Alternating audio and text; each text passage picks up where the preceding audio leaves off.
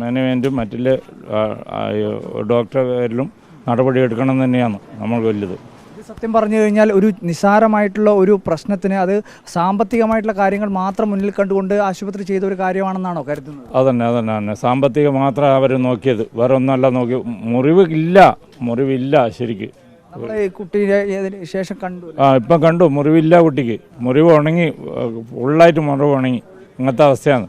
ഇതിനു വേണ്ടിയല്ലേ ഇവരിങ്ങനെ ചെയ്തതെന്നില്ല എന്ന് നമ്മൾക്കിപ്പം എല്ലാം പറയാനില്ല കാര്യങ്ങൾ. അതുകൊണ്ട് എന്തായാലും ഇതിനെതിരെ നടപടിയെടുക്കണം. ഇത് ഉണ്ടാവാൻ പാടില്ല. സത്യത്തിൽ ഇത് ആ കുട്ടിയെ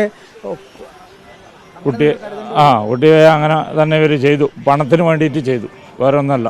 അതിന് വേണ്ടിയിട്ട് തന്നെയാണ് ഇവരിത് ചെയ്തത്. സത്യത്തിൽ ഇപ്പോൾ ചുമത്തിയിരിക്കുന്ന കുറ്റം എന്ന് പറയുന്നത്, ഈ ഡോക്ടർക്കെതിരെ ചുമത്തിയിട്ടുള്ള കുറ്റം എന്ന് പറയുന്നതും വളരെ നിസ്സാരമായിട്ടുള്ള, സ്വാഭാവികമായും എടുക്കാൻ വേണ്ടി പറ്റുന്ന ഒരു ഇത് മാത്രമാണ്. ഇത് അതിൽ കൊലപാതക കുറ്റം ഉൾപ്പെടെ ചുമത്തണമെന്നുള്ള ആവശ്യം നേരത്തെ കുടുംബം ഉന്നയിച്ചു. അതന്നെയാണ് നമ്മൾ പറഞ്ഞത്. അപ്പോൾ അവരെല്ലാം ഇതിൽ ചേർക്കും, ഒന്നും പേടിക്കേണ്ട, ഞങ്ങളെ കുട്ടിക്ക് നീതി കിട്ടും തന്നെയാണ് അവരന്നേരം പറഞ്ഞത്.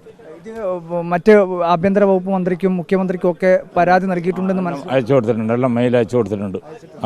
സർക്കാരും ഇതിനകത്ത് ഇടപെടണം. സർക്കാർ പരിപൂർണ്ണമായിട്ട് ഇടപെടണം.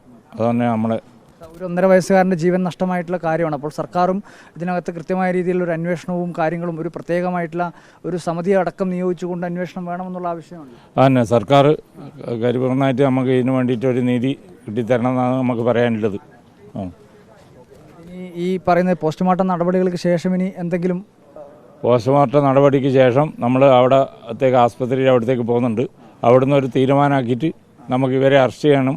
അതെല്ലാം തന്നെയാണ് നമ്മൾ മെയിനായിട്ടുള്ള പ്രശ്നം. അതായത് ഈ പോസ്റ്റ്മോർട്ടത്തിന് ശേഷം ആശുപത്രിയിലേക്ക് പോകും, പയ്യന്നൂർ ബേബി മെമ്മോറിയലിലേക്ക് പോകണമെന്നില്ലാന്ന് തീരുമാനം എടുത്തിട്ട് എല്ലാ പൊതുജനങ്ങളെല്ലാം ഉണ്ട്.